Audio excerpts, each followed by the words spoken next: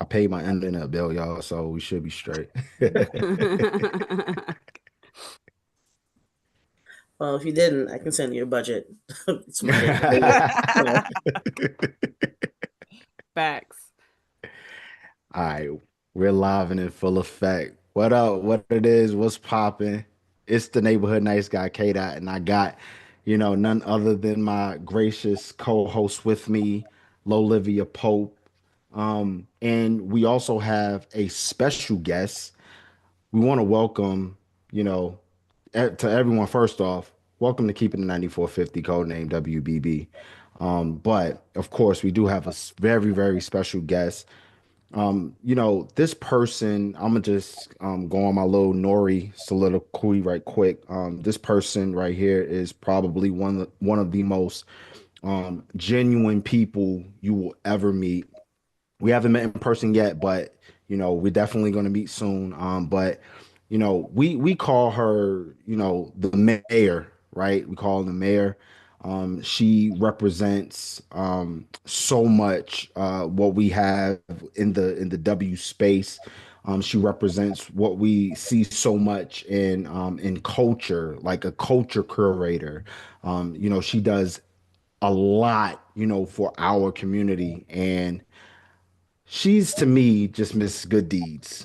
I call her Deeds, but everybody knows her on Twitter in the Twitter sphere as Querr Latifah, our girl Diedree G. What's going on with you? How are you doing this evening?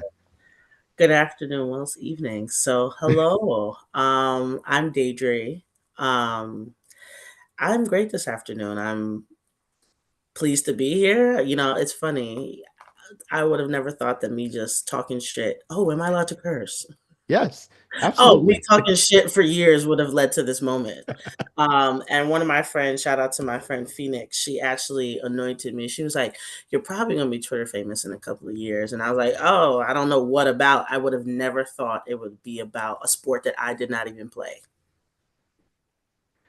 Oh man, that's amazing. And just a little bit of technical difficulties right quick. I know we're gonna get Lolo back. And what I wanted to say before Lolo comes back on is first things first. I want to thank you for everything again that you have done for this community.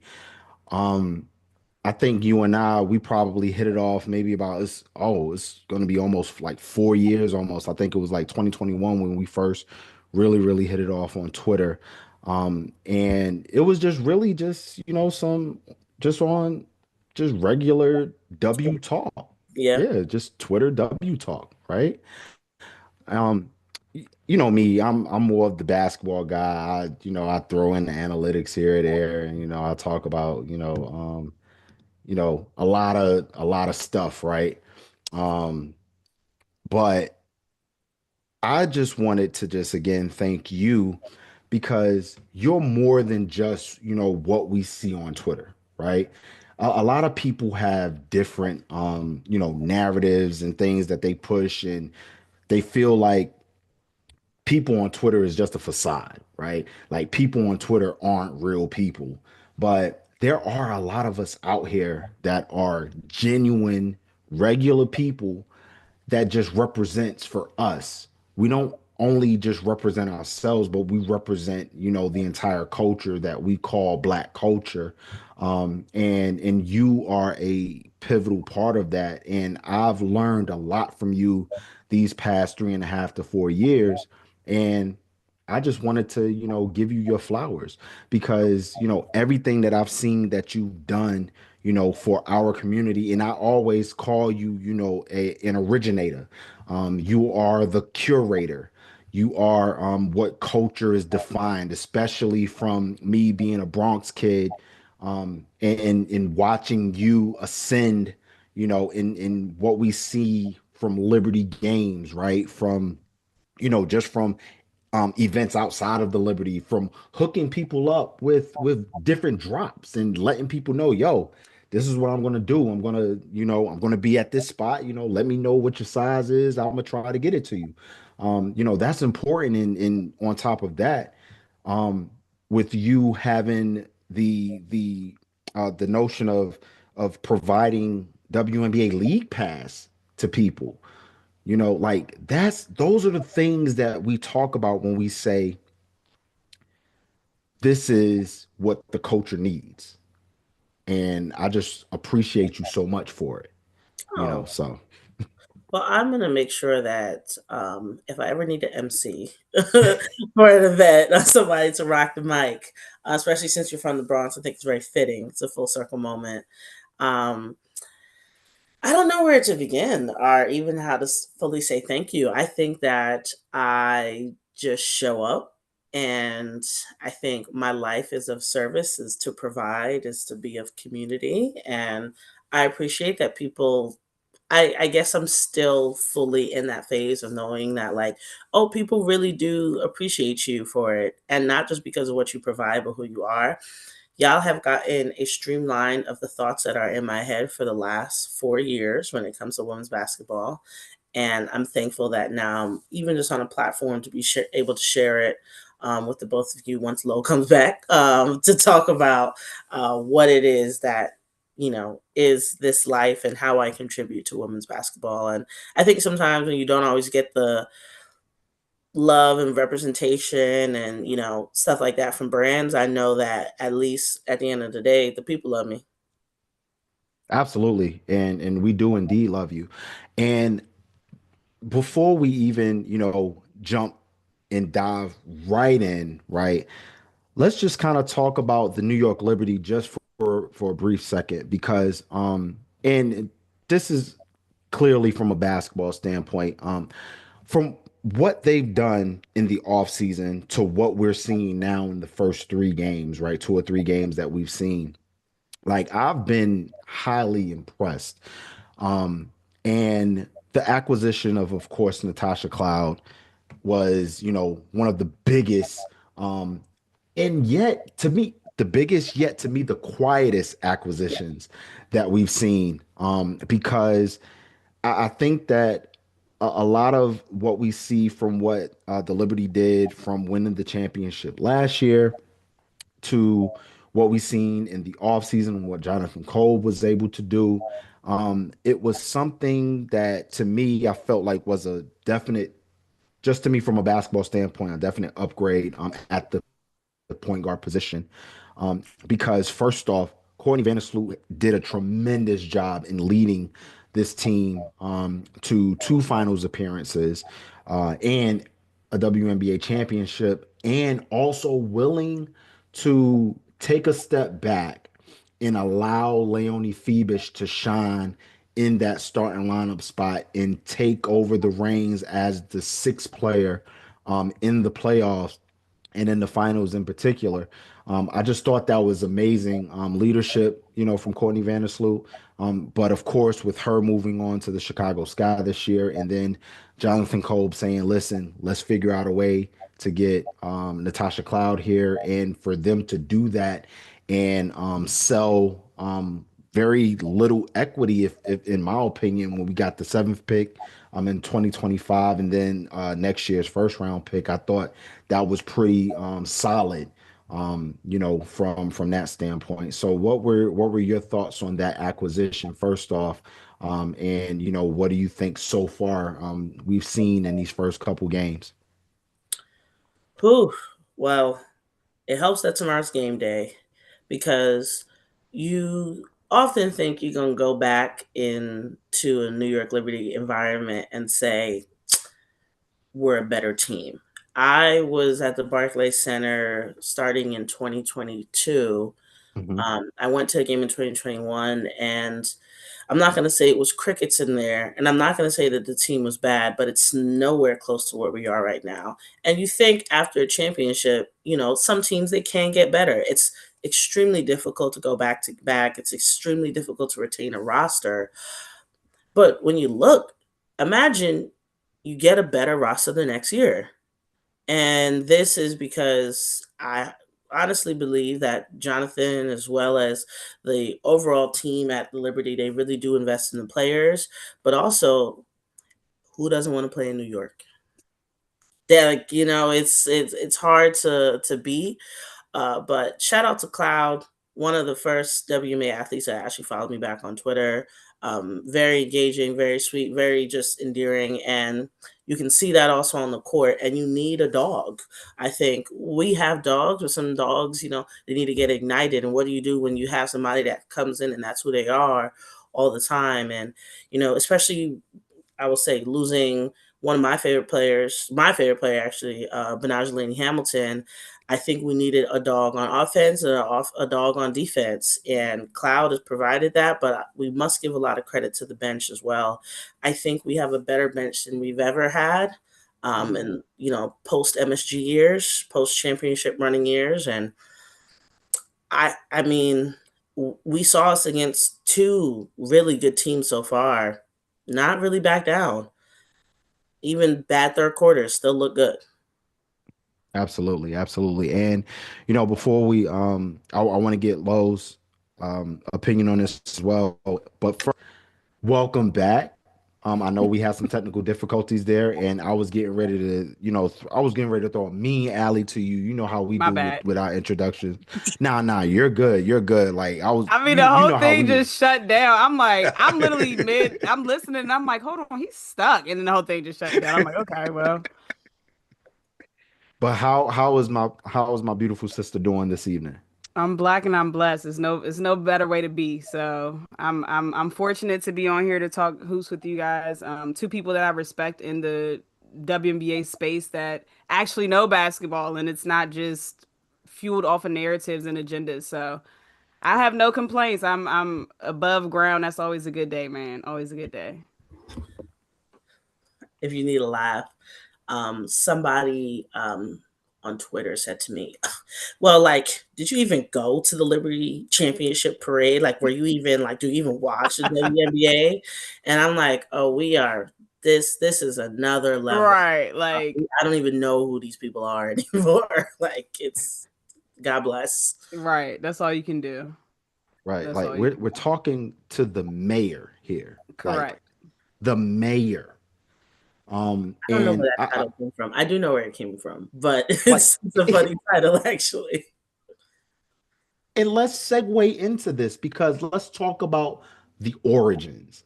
Um, Again, you and I met about 3.5, 4 years ago, but let's talk about kind of like the origins of where the mayor came from and who is Diedree, aka Querr Latifah, on Twitter. Okay, well, I'm Diedree.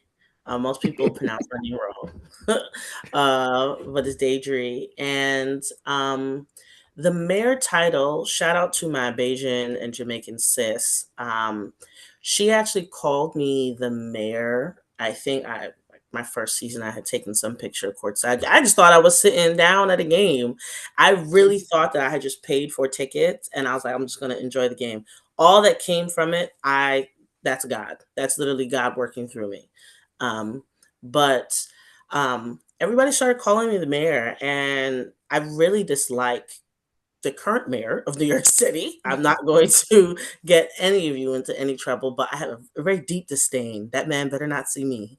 But people started calling me the mayor, and then I think, as the mayor, you do what mayors do. You talk to people, you kiss babies, you Shake look out hands. for the community, you shake hands. Yes, a lot of business. That's the thing that my girlfriend Fran, who is also very much a part of this as much as I am, she laughs with me. She's like, games are no longer just games for you; they're business. Hmm. They're fashion shows. They have grown. Like I have to think very broadly about every single game, especially if it's a television appearance, different things. And I don't think it's like that for most people. But as a Libra, it has to be that grand. Um, and about myself, Querr Latifah on Twitter, I just I had come up with that title just because Queen Latifah is one of my favorite actresses, and I thought it would be Shout out to the funny. queen. She is the queen. I thought it would be hilarious because I am queer. And what has grown from me always talking, I think for me, I don't notice the fact that I maybe say the things that people oftentimes want to say, but maybe have jobs or, really are protecting of themselves, or maybe they're just somebody had to say it. But I'm gonna just say what I feel is best in moments, and even if I'm wrong, I'll take the hit. And I've taken a couple of hits. I've been out here dodging like Muhammad Ali, but um, I don't know. I know who I am when I'm going to Liberty game. I know who I am in the day to day. I do not know the degree of impact I have online, and I don't think I ever will. And part of me is okay with not knowing. I just exist, which I think is also helpful for me to remain humble throughout all of it. I don't know if Kata already asked this because I was cut off by technical difficulties, but where did your love for women's basketball come in? Did you play basketball? How did you get into the WNBA? All of that. Well, I think the WNBA and I have always had this like symbiosis. We've always existed. If you think about it, uh, if you're growing up in New York City, the WNBA, the Liberty have always been right there in your backyard, right at MSG. Growing up in a predominantly Black woman neighborhood, I always saw Liberty apparel, but I had never really gone to a game. I have two West Indian parents. They were a little, let's focus on your schoolwork first, Hmm. and then everything can come after that. Even in my athleticism, I only came into my athletics in seventh grade. Still went Division 1. I competed in track and field, so absolutely no connection to Okay. basketball. I played it in sixth grade. I played point guard, and I sucked. And you gotta I knew I wasn't gonna grow much higher, and I knew that I was also very strong. And being West Indian, I said, let me run track. But Hmm. it's funny how you end up back in the space. I had went to my first WNBA game with my ex girlfriend. They put us on a kiss cam. That's my first game. You think about that. I'm like, oh, what the hell going on here? I ain't never seen this before. Um, and that was my first like in person intro. But otherwise, I think I had always been following just as I would say taker inner of media. I've always known of Maya Moore, Diane Taurasi, like so many players at Candace Parker that you saw at me only being 29. I hadn't seen my whole life. But the craziest part, I think, is when I was offered the chance to be a season ticket holder. They were like, "Yeah, it's crazy enough, and it's a blessing at the same time to say." They're like, "It's 5,000 a seat to sit courtside." I was just going to get one seat for myself, and ended up getting two. Shout out to my old rep for convincing me, great salesman. And there I was in the 2022 season, sitting courtside for New York Liberty. Had no clue what was going to come from it.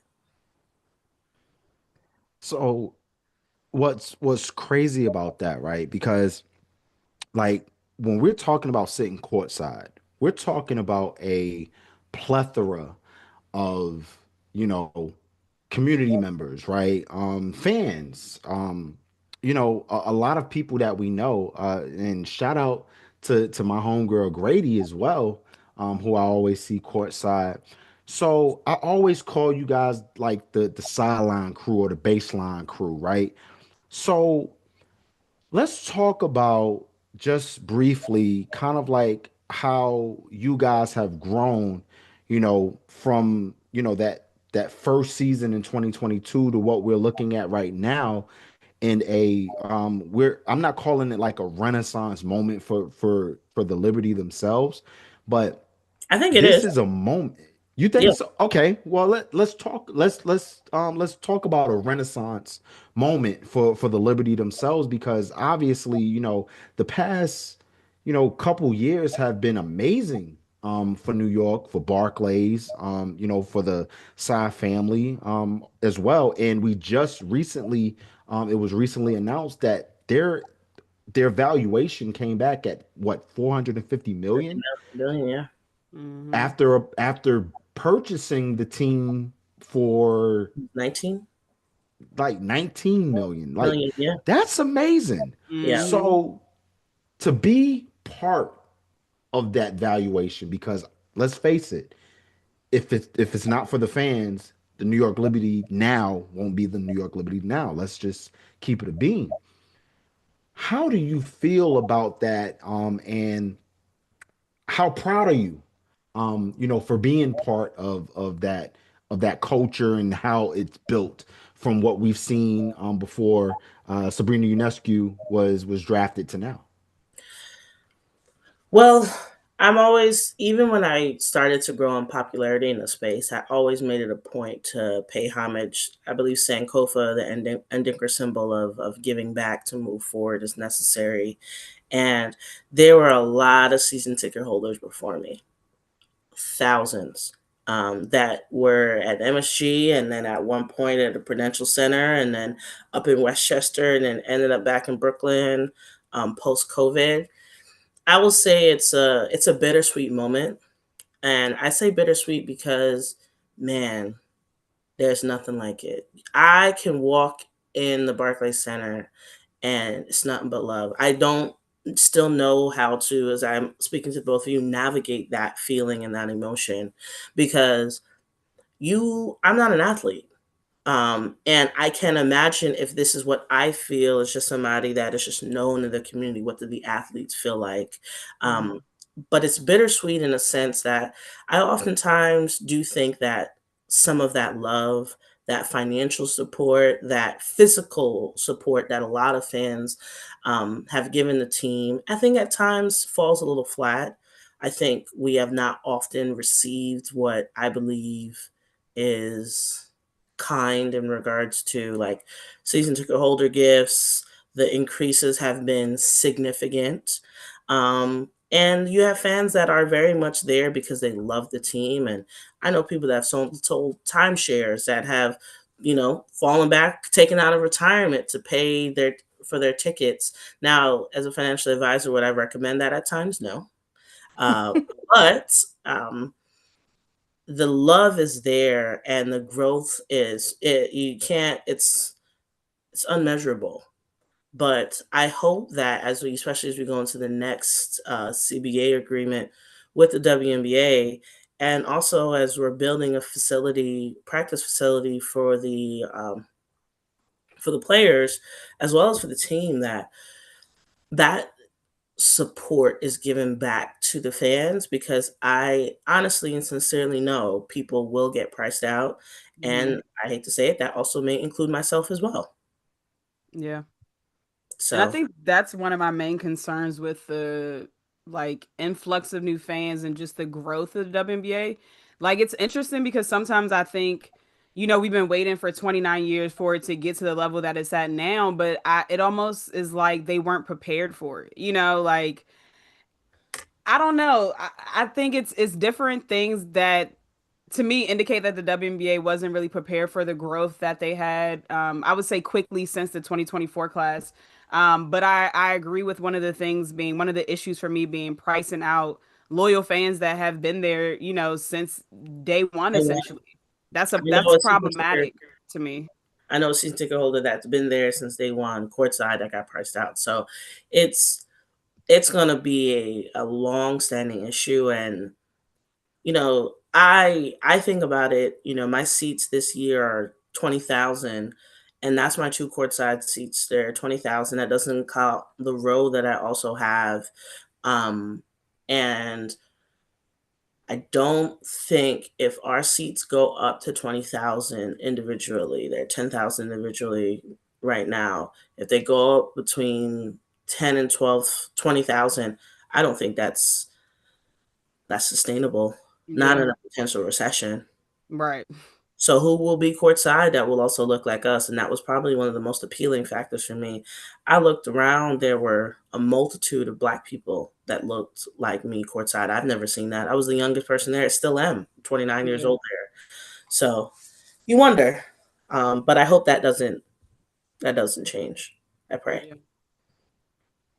Yeah, I definitely agree with that. And, just from a financial standpoint, obviously, right? You're more than just the mayor, right? You are a financial advisor and you have um, been the pinnacle of what financial advising looks like, especially in the New York area. So I do want to kind of segue into that part of it, um, into your expertise as a financial advisor. So let's just talk about it in the sense of the athlete themselves. And we talked about the CBA. There will be they are at the negotiating table, let's just say, for a renegotiation for the current CBA that they opted out of in October of 2024 last year. So coming into this particular CBA, what would you expect? Just from a financial standpoint, just looking at it and looking at what we've seen in the current CBA that we talked about. And obviously, with the current CBA, there were a lot of things to me that were missed that I felt like should have been negotiated a little bit better back in 2020. But what would be some of the things that you would anticipate had you, had a seat at the table if you were one of the um, uh, chairwoman of the board, if you will, having that seat at the table negotiating a CBA for the future? Whew, it's a fun and loaded question. Uh, Mm-hmm. Yeah, for I've had sure. to read the CBA more times than most people would like, working with athletes, helping them with their financial planning, even helping agents with their financial planning for their athletes. Um, the CBA that was negotiated on was, I don't think, anticipating the boom that we saw. Mm-hmm. And a lot of the credit goes to not even the current players. I think the players below them that are either now in the league now because of college or are still competing as we speak. And it's funny how the youth really sets the tone with NIL, the expansion of it. I think it definitely did force the hand of not only teams, not only the league, but television networks, media brands, marketing agencies, agents as a whole. And the biggest thing that we know that is necessary is pay. Uh, the women need equitable, sustainable pay to continue to compete at this level. And I think that the sides have shown that resources and backing your athletes and doing what things are necessary there create an environment that players want to stay and also that they want to, you know, bring other people. It's an easy recruiting factor. I think, whew, if I could do a quick laundry list, pregnancy, injuries postseason, benefits, roster spots.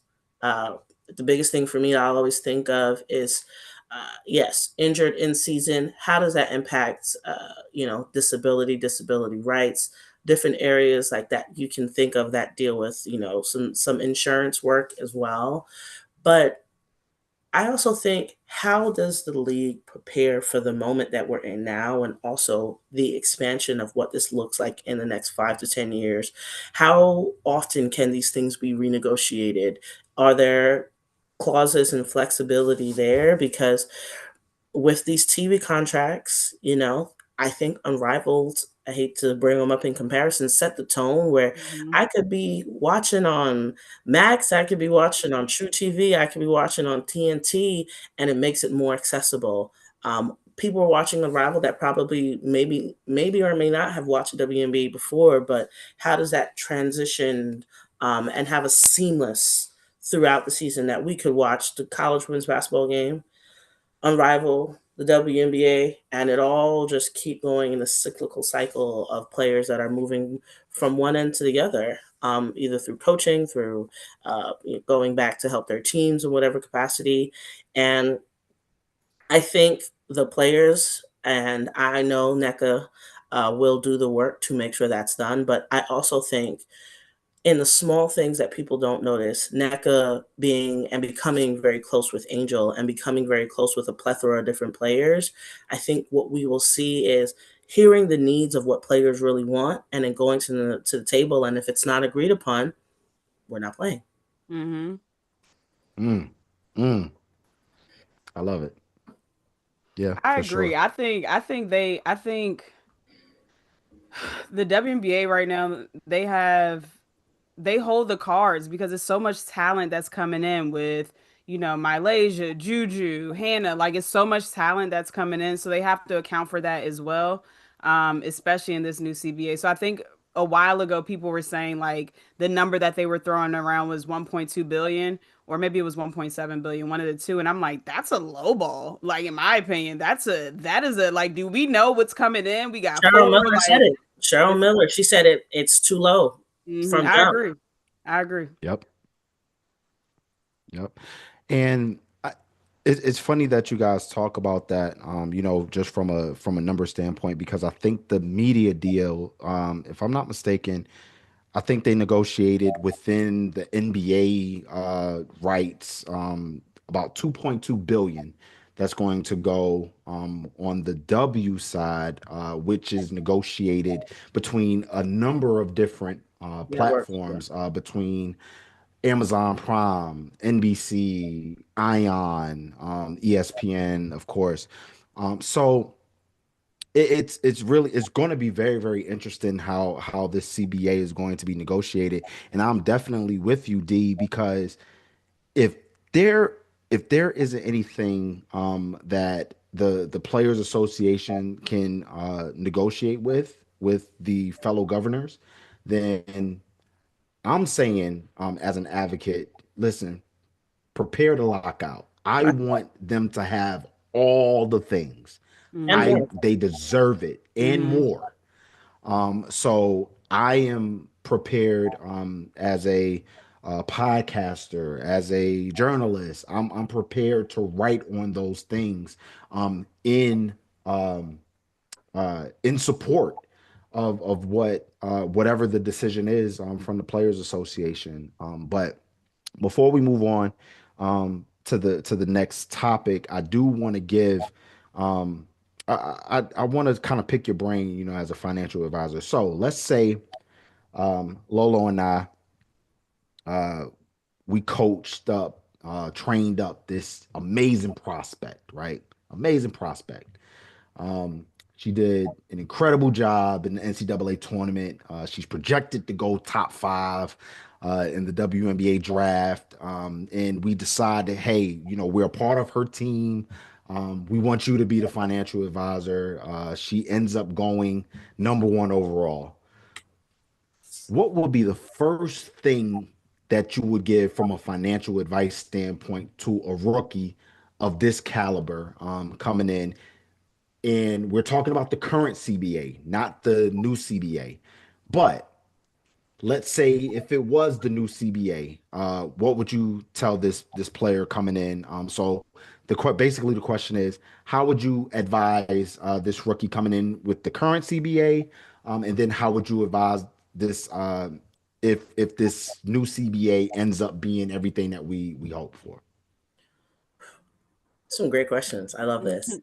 Well, there's some ramifications on the things that I can say just because of compliance. But Absolutely. the greatest thing that I will ever advise any business, because at the end of the day, that athlete is once they have now declared for the draft and they are of status, the biggest thing that they need to set up for themselves is a team. I am not a core member. Well, I will say I am, but the breadth of the team is quite large depending on what the type of athlete they are. And that's the same way I kind of go about it with my practice as well, in the sense of like, I am a member, but there needs to be delegation for all of these tasks that need to be done. Obviously, they'll have an agent. Clearly, they'll also have an attorney to look over paperwork. But you need a very strong CPA. You need somebody that's going to handle your media, a publicist, and you have to be ready to run a business, and if not, have somebody there that will do that for you, because at the end of the day, we're running payrolls, do all of these things. There's quotas that we have to meet monthly to hit, the necessary pay for said areas. But the biggest thing that I will also tell them is that because your job is to play basketball, and that is your largest focus, your image is a part of it as well, is that it is okay to hand off these things to trusted professionals. Obviously, you can, figure out and find the best areas to judge them and kind of see who's the best fit for you. But I don't think the same way I tell everybody it's not your responsibility to handle all the intricacies of your financial life. I would want the same thing for the athlete, and to have enough of a solid team around them that while they are doing what is necessary of them, which is doing their job of playing basketball, that they have a team that is looking out for them in the best benefit. And then also,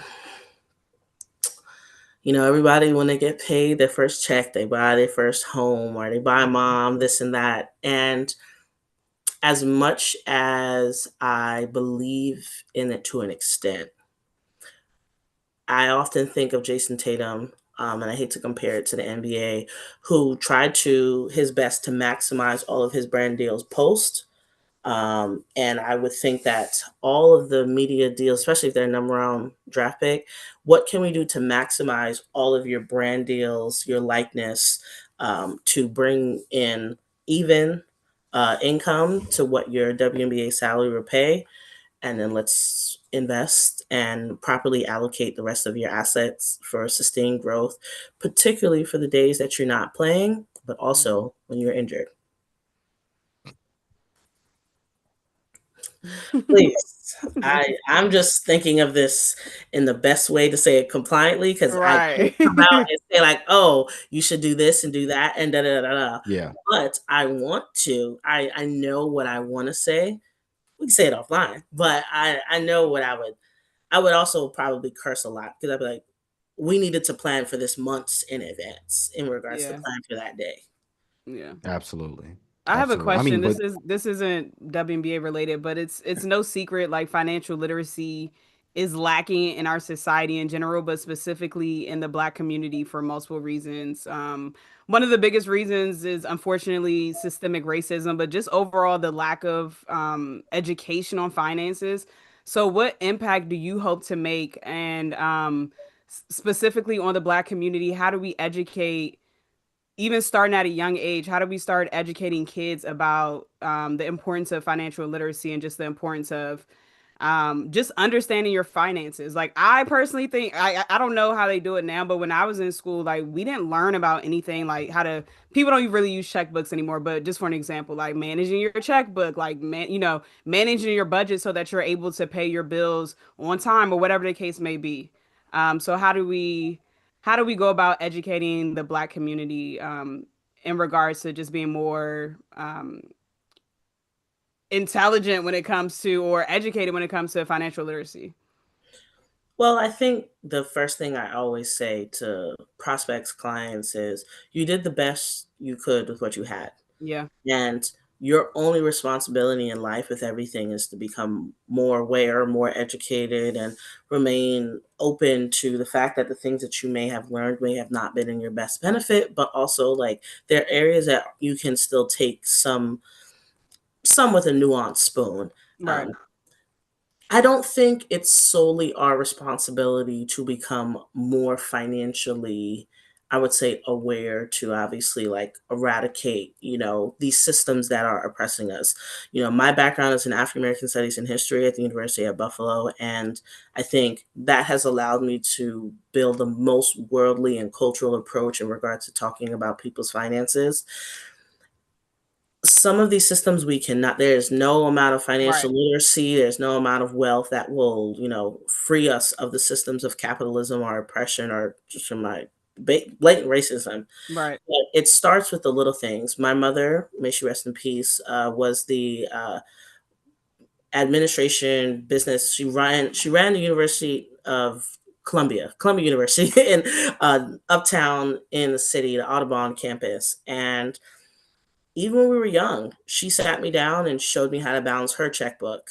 She showed me what an electric bill looked like. Now, Yeah, did I need to learn at 11? No, but like I think it brought an awareness yeah, of how much things really cost. I had to do a lot for of work sure. to get $20 or to get $15 of allowance, um, and those little minute things help. But I also think I remember when the 2008, 2009 recession happened. I thought my parents were very financially stable growing up. But even the cutbacks and the things that they considered a little bit differently, considering inflation, and we're in a period now that we're essentially going to be experiencing the same exact thing. Right. And I do think having some of the hard conversations, letting, your children and family members know, and being more comfortable to really say, hey, like, I know that you're watching like this YouTube videos, or you're doing this, something like that. Have you ever considered talking to a professional? Because a licensed professional is really going to holistically look at everything that is happening in your financial life, which is what I kind of touched on earlier, in a sense that I cannot make any sort of guess of what somebody has going on financially without really taking into account all that they're experiencing.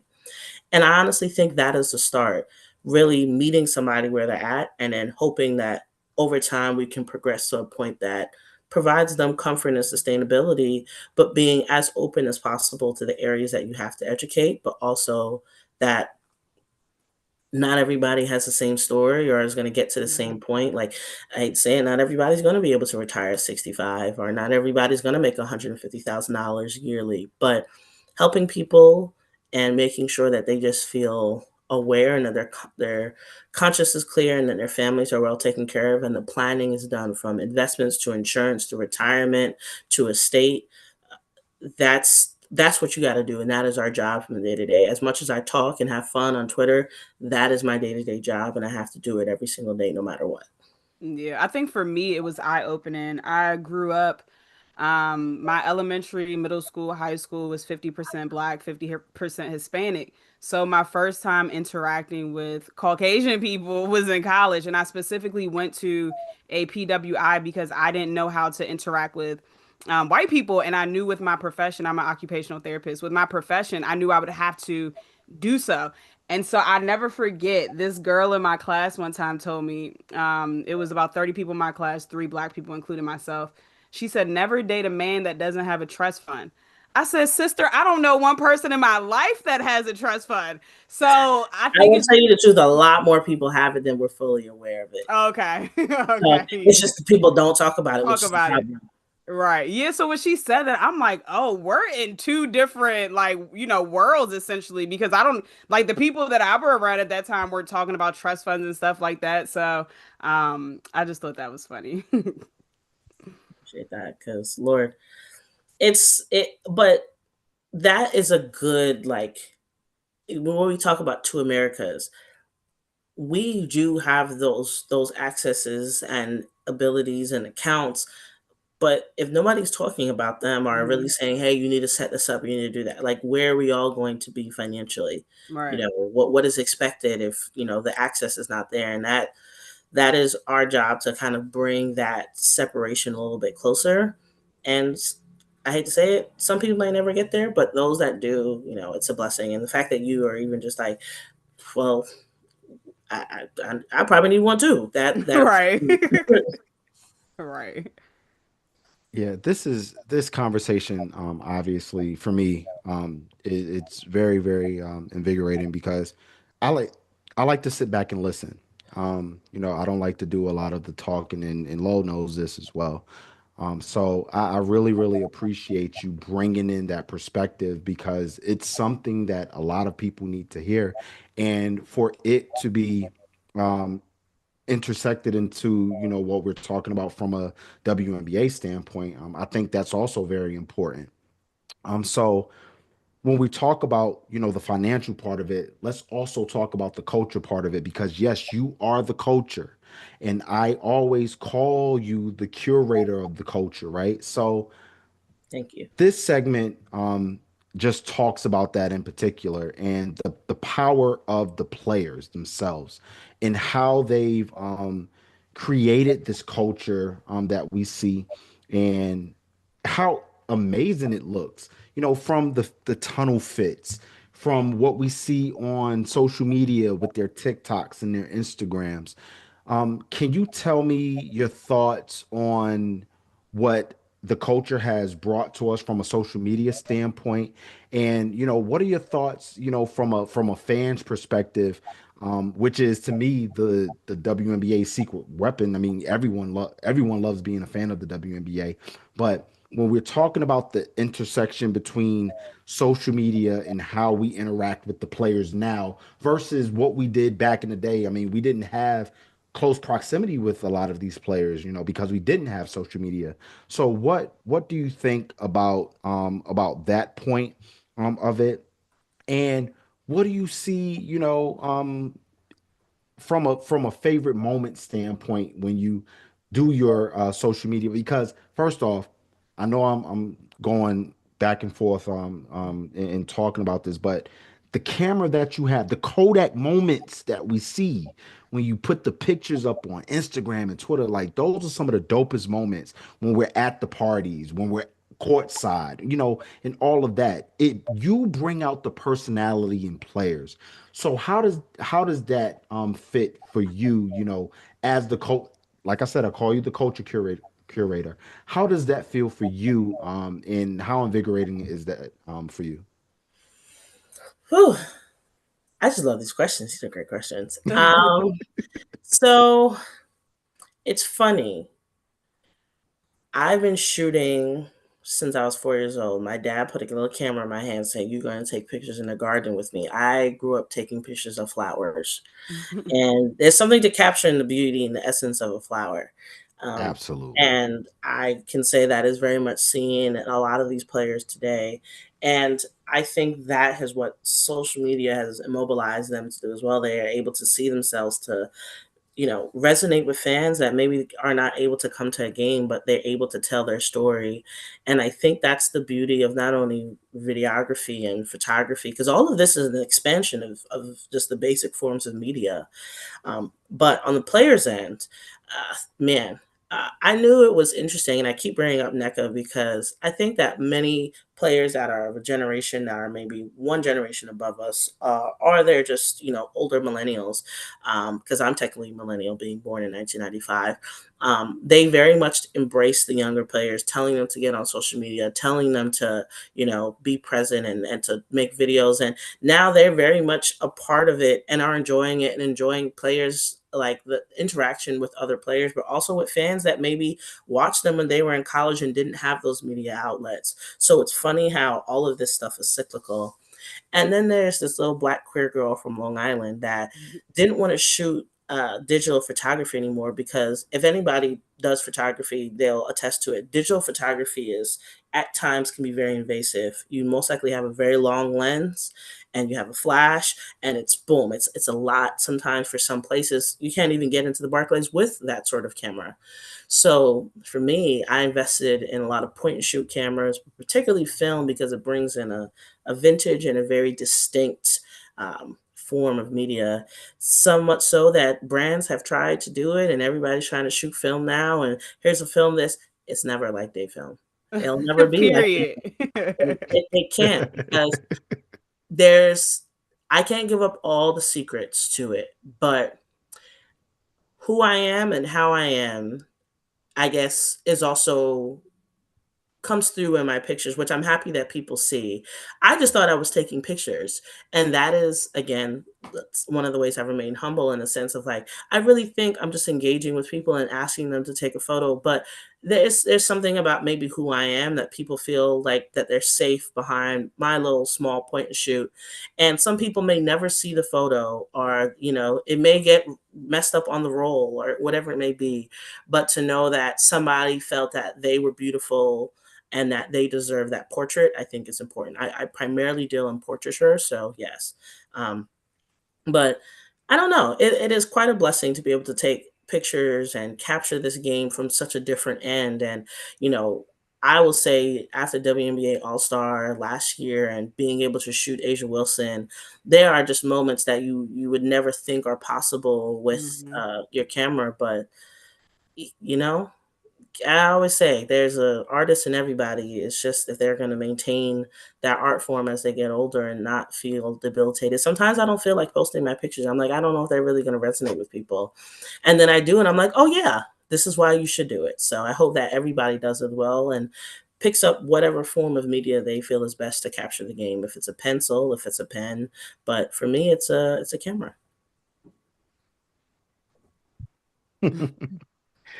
I mean, what else can you say, after that? I really, really appreciate you, giving that perspective once again. So Lo, before we get out of here, Mhm. right? I want to do some rapid fire, Okay. you know. So I am gonna send you the rapid fire because I do not want my girl Deeds to know the questions. So I I'm have in. sent I have sent my girl Lo the rapid fire. And I mean, they're simple questions, they're not too much, not too much, Hit me with your you best shot. know. All right.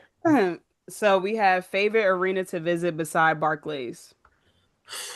I'm not gonna lie. Vegas. Vegas. How did I know you was Shout gonna out to say Vegas. that? I heard That's my Vegas be favorite too. lit. Right. Vegas. Vegas is lit. Vegas is lit. I heard that 2 shots. I was like, I never heard nothing like this when Kelsey was there. They used to bark. I was like, a whole bunch of cute dogs up in here. There's number of white people. Listen, it's Vegas. It's Yeah, Vegas. Okay. Vegas. Go to Liberty merch item. Anything Play Society, uh, Shout out to anything Esther for made sure. Oh my for the God. W, uh, Shout out and to May for the W. anything, any player that maybe has to get a custom jersey or they're like an unsung hero, one of their jerseys. I'll say that as well. Okay. One Liberty legend that you would have dinner with. That you would like to have dinner with. Funny enough, Sue Wicks is from Long Island, just like I am. It's Shout out to Sue. hard not to say teaspoon. Um, but Miss Kim Hampton, I've always loved her. Model. She whenever she's at games, she's the funniest. Um, so I'm gonna go with Kim Hampton. Yeah. Okay. The WNBA in one word.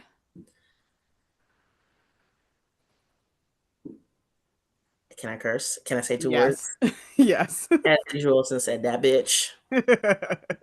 Listen, we don't know what it will be moving forward, but it's whatever it is right now. It's coming in hot fire, and I hope everybody moves the hell out the way. So definitely that bitch. Hate the All right. curse, but yes, Uh, Dream matchup you want to see in the finals.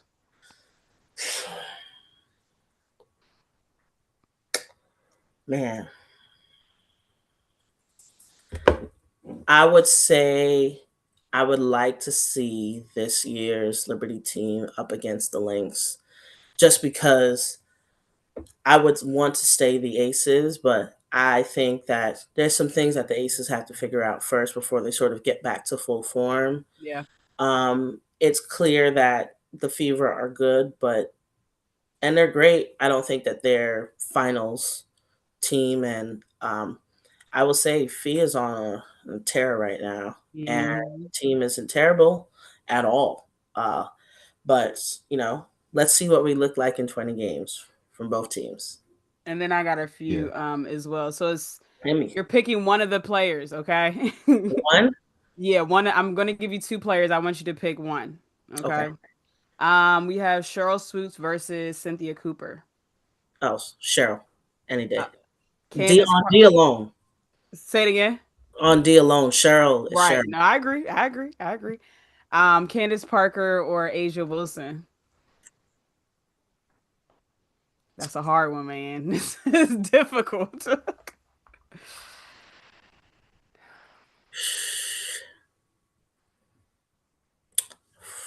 This might be the hardest question I got asked today. Okay, now I'm gonna ask you a question. What years are we talking about? Are we talking about Candace in her early years with the Sparks? Are we talking about Asia currently? Like what Right. era? So Are they- we'll say prime Candace and we'll say I think Asia's in her prime right now. So we'll Yes. say Asia right now. So prime Candace versus prime Asia. I hate to say this. Um, but I do think because of the elevation of the game, it's going to be Prime Asia. Okay, I'm not mad at it. Lauren Jackson versus Lisa Leslie.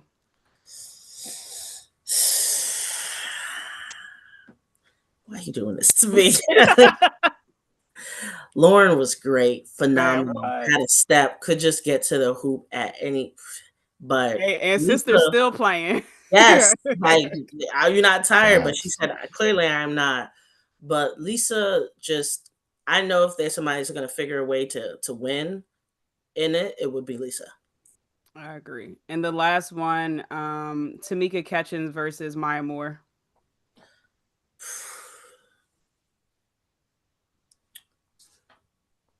Yeah, that was Tamika difficult. is going to make it hell for Maya to score. Mm-hmm.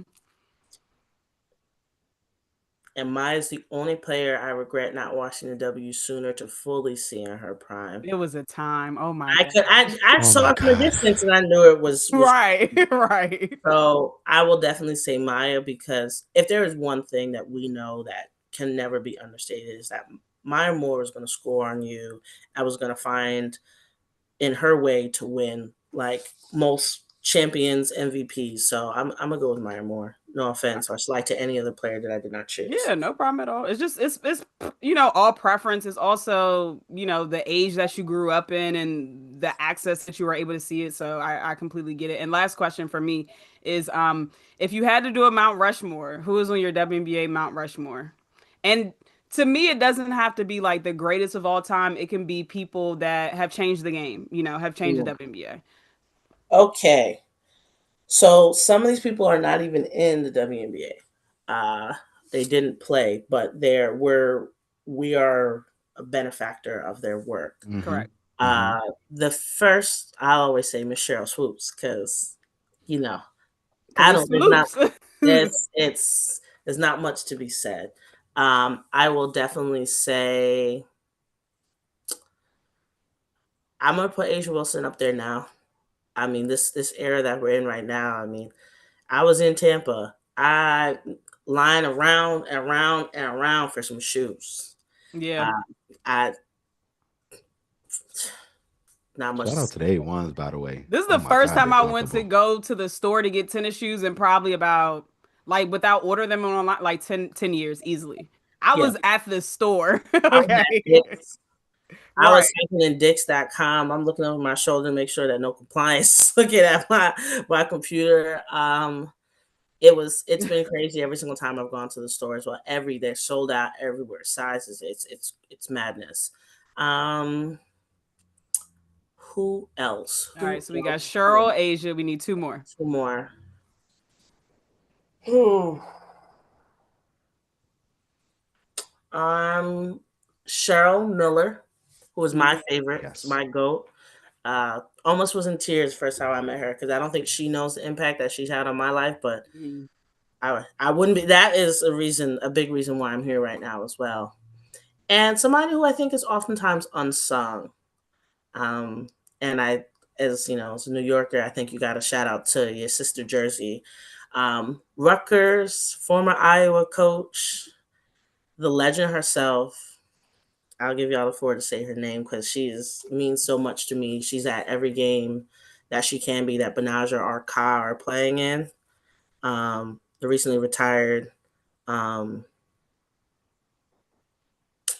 I don't even can't even put it into words, but please give her her flowers. Miss, why is CBS. her name slipping my Miss mind right now? Stringer. Coach Miss Stringer. Stringer. CBS. Yeah. Vivian Yep. Stringer. I just want to make sure C. I'm The not sure C. the P Vivian Stringer. but C Mm. Vivian Hmm. Stringer.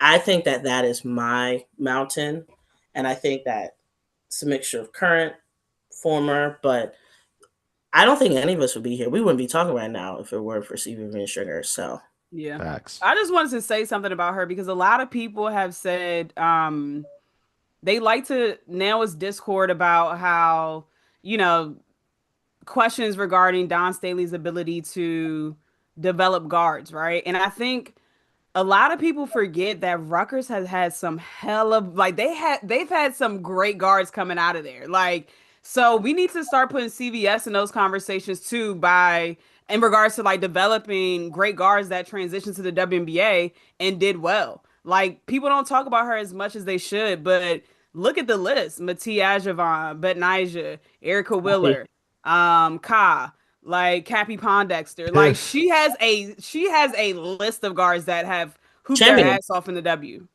multiple champions that we named Yeah. what, 3 so far. Like, Right. and these are players that maybe, you know, since she was coaching at Cheney State to Mm-hmm. Iowa Yes. to Rutgers, that maybe obviously did not have a WNBA. They Mm-hmm. probably have phenomenal overseas careers, but maybe in her later years still put consistent defensive minded Correct. guards in the league. And we're not seeing two-way players the same way that we do now. So hats are off, credit is due, and I can't imagine what we would have seen if the WNBA was even just 10 years older, the degree Mm-hmm. of work that would be coming out of not only Iowa when she was there, but definitely Rutgers. So yeah, If that the girl. WNBA was 10 years older, I think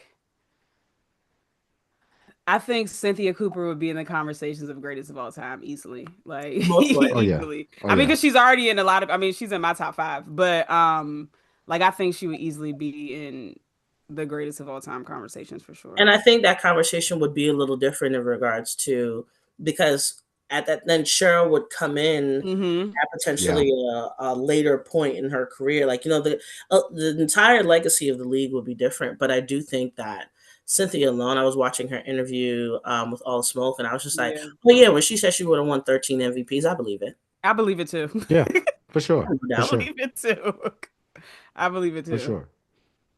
Yeah. Yeah. So we have come to the conclusion of our show tonight, but I do want to thank you, D, because again, you embody and embrace what we know as culture and what we know as an educator. Um, I do consider you one of the teachers of what this culture in the WNBA and what women's basketball looks like, and what finance looks like in the eyes of black people, and more in particular the black woman.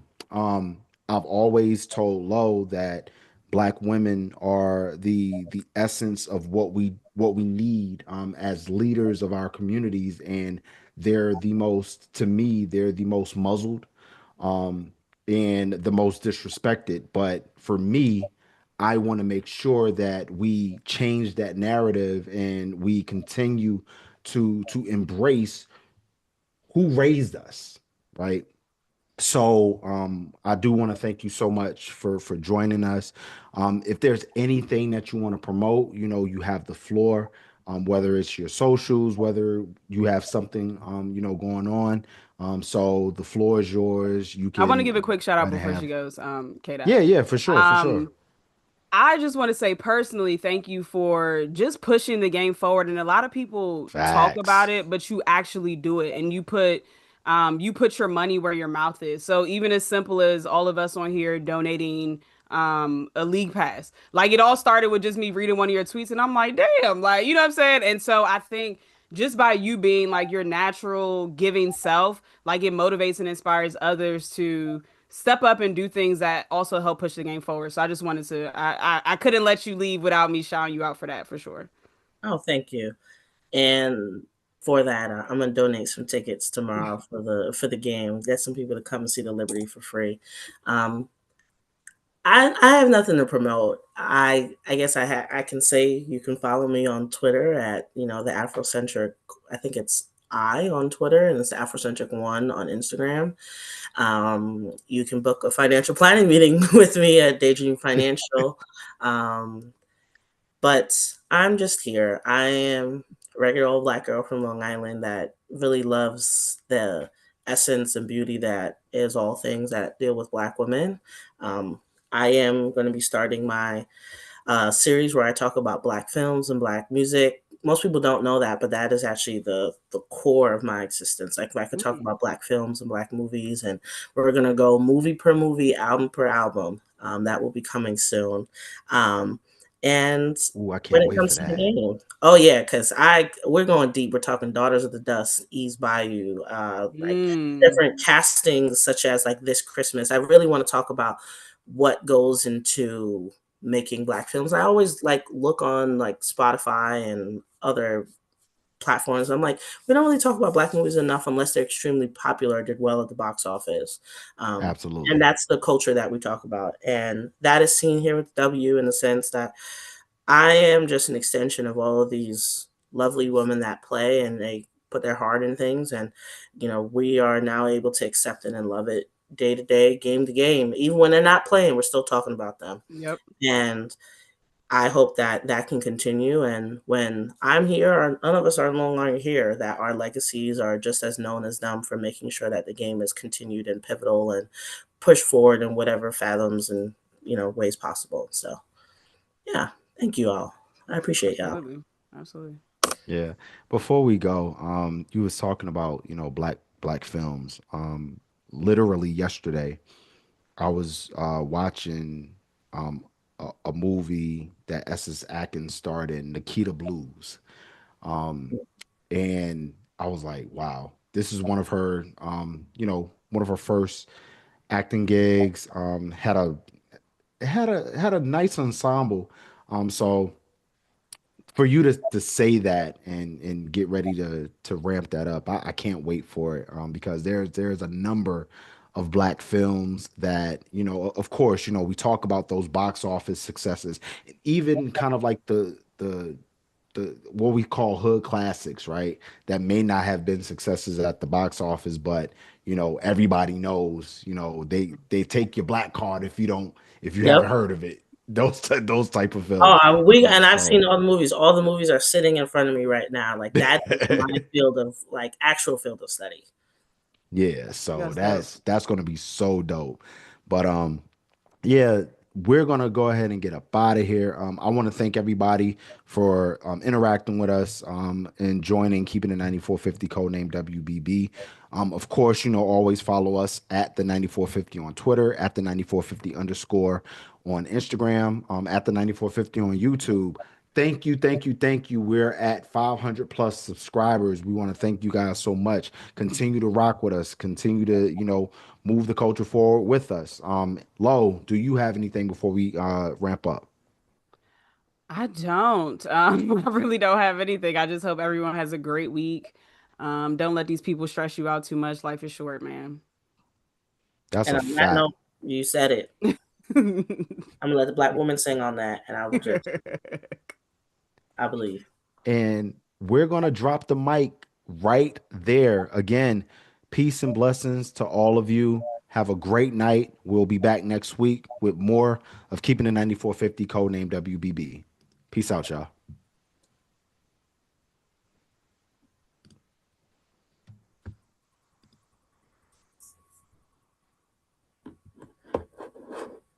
It's a task to end in the in the recording. Yeah, KDot. I it's a see. I'm task. learning this because y'all gonna have to teach me all of this for this podcast that I want to do. So I'm Yeah. entrusting Yeah, in y'all in this.